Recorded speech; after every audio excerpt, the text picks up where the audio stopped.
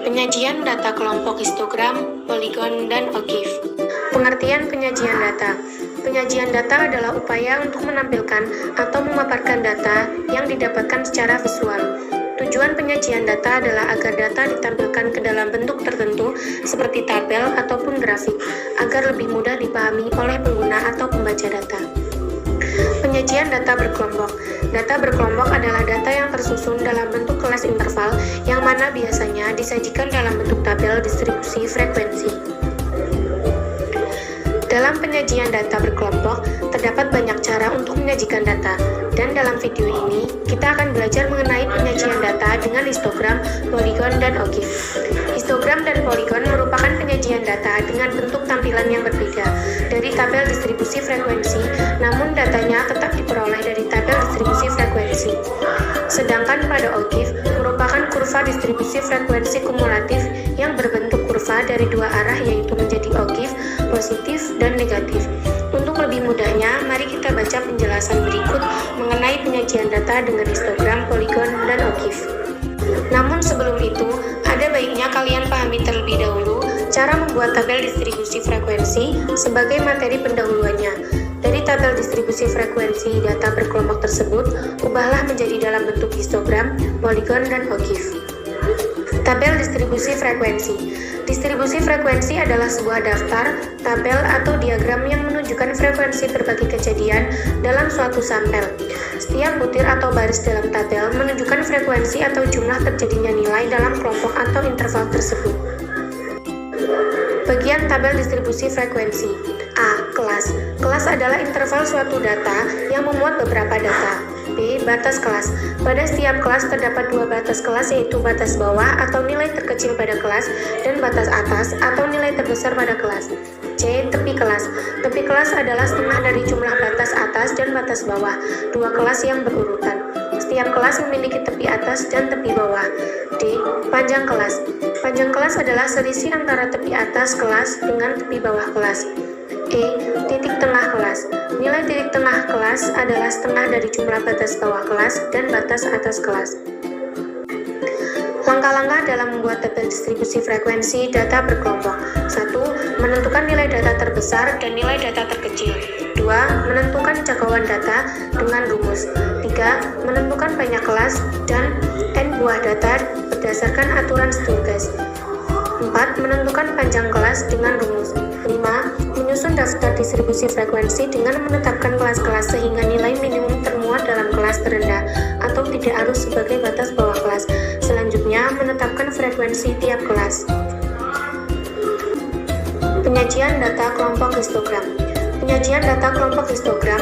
Histogram merupakan bagian dari diagram yang berhubungan dengan grafik diagram batang. Diagram batang pada histogram biasanya tersusun berderet sesuai dengan interval kelas dengan tinggi yang sesuai besar frekuensi data yang berkelompok. Penyajian data menggunakan histogram dapat digunakan untuk mengetahui kerapatan data dengan frekuensi terbanyak. Histogram pada data kelompok disajikan pada bar batang yang biasanya ditemui dalam penggunaan data penyebaran penduduk. Histogram memiliki keuntungan dalam menyajikan data agar terlihat jelas dan mudah terbaca mengenai sebaran frekuensi berdasarkan kelas intervalnya menggunakan bidang Cartesius. Dalam bidang ini, terdapat sumbu X yang mewakili rentang nilai suatu kelas, sedangkan sumbu Y mewakili nilai frekuensinya. Posisi sumbu biasa kondisional dan dapat bertukar tempat, baik vertikal maupun horizontal. Dengan begitu, kalian harus memperhatikan dengan seksama letak kedua sumbu tersebut. Data berkelompok yang sudah menjadi dalam bentuk tabel distribusi frekuensi dapat diubah menjadi dalam bentuk histogram dengan mudah. Pada umumnya, bentuk data kelompok histogram hanyalah perubahan dari tabel distribusi frekuensi data berkelompok. Dari berbentuk tabel distribusi frekuensi diubah menjadi dalam bentuk histogram agar data berkelompok lebih mudah dipahami. Cari terlebih dahulu tepi atas dan tepi bawah dari tabel distribusi frekuensi data berkelompok untuk dapat membuat histogram. Langkah-langkah membuat histogram data berkelompok. Langkah pertama, hitung nilai tepi bawah dan tepi atas dari tabel distribusi yang nantinya akan digunakan sebagai ukuran dalam sumbu mendatar grafik histogram.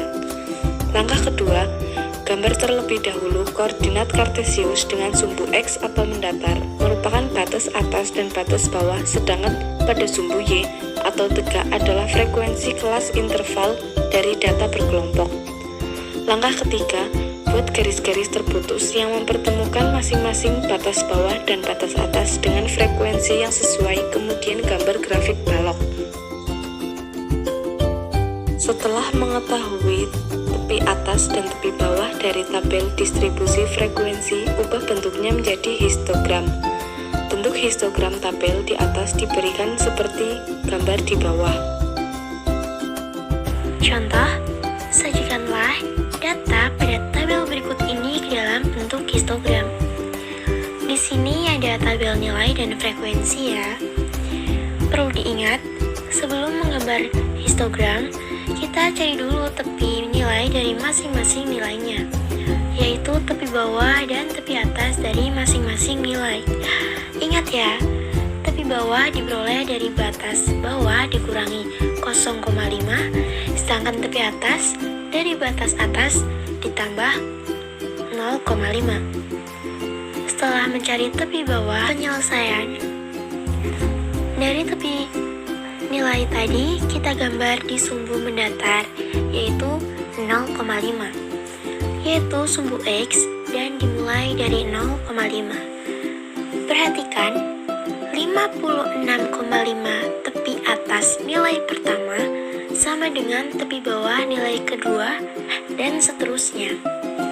Jadi, pada sumbu X, kita bisa mengambil data atau tepi bawah nilai pertama dan dilanjutkan tepi atas semua nilainya hingga seterusnya. Kemudian, sumbu Y adalah frekuensi untuk nilai pertama.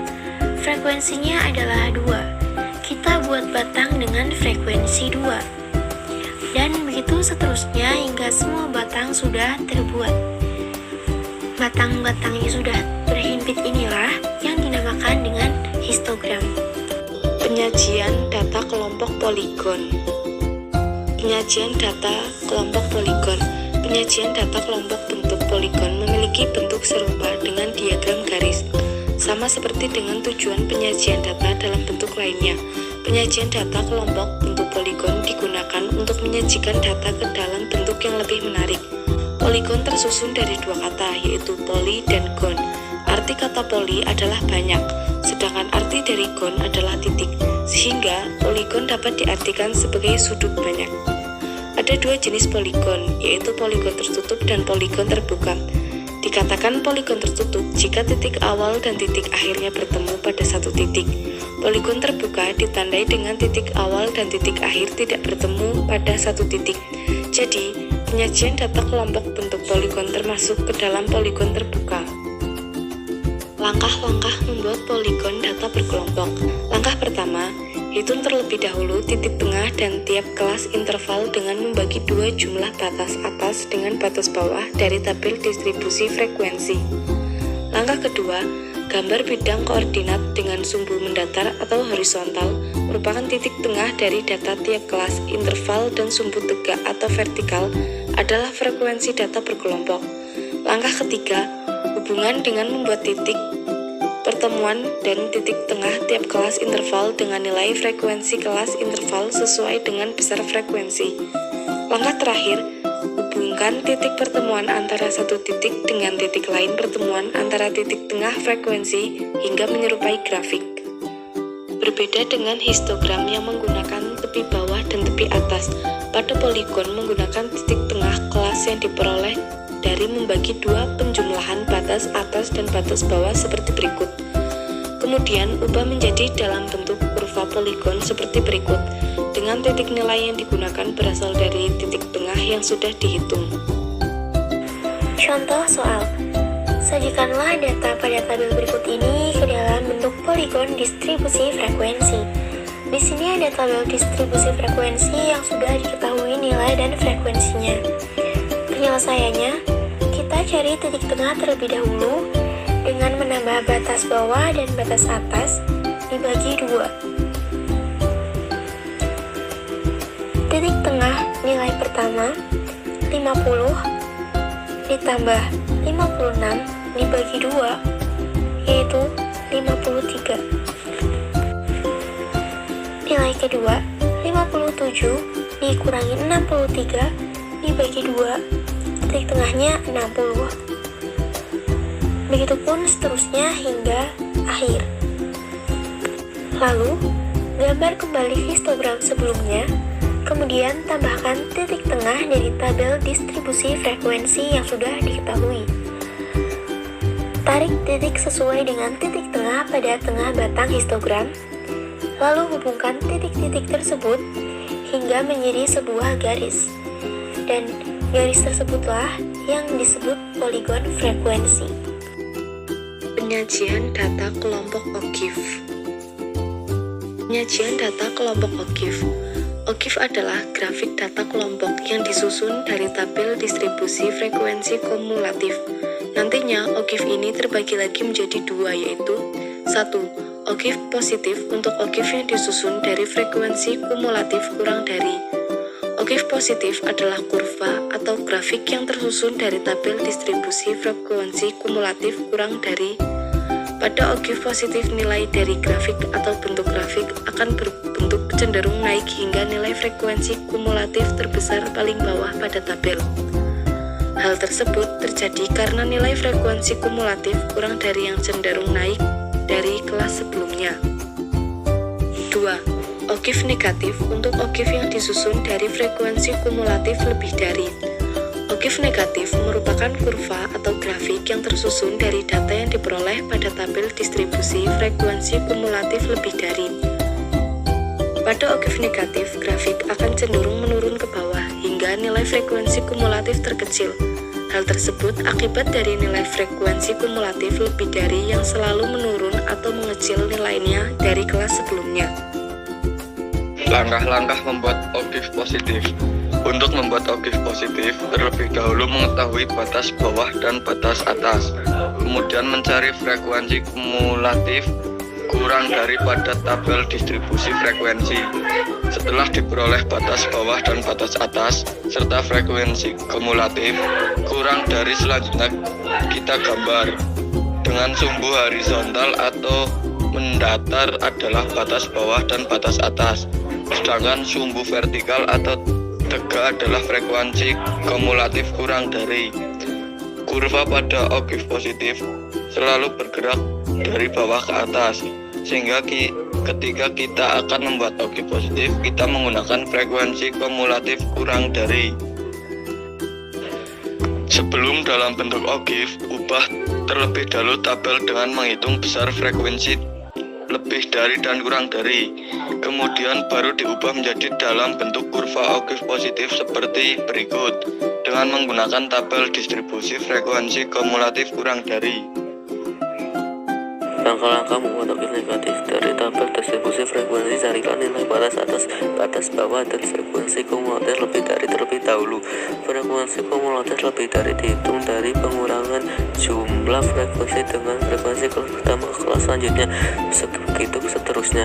Kemudian gambar OGIF negatif berdasarkan data pada tabel distribusi frekuensi kumulatif tersebut dengan sumbu mendatar adalah batas atas dan batas bawah, sedangkan sumbu horizontal ada frekuensi kumulatif lebih dari.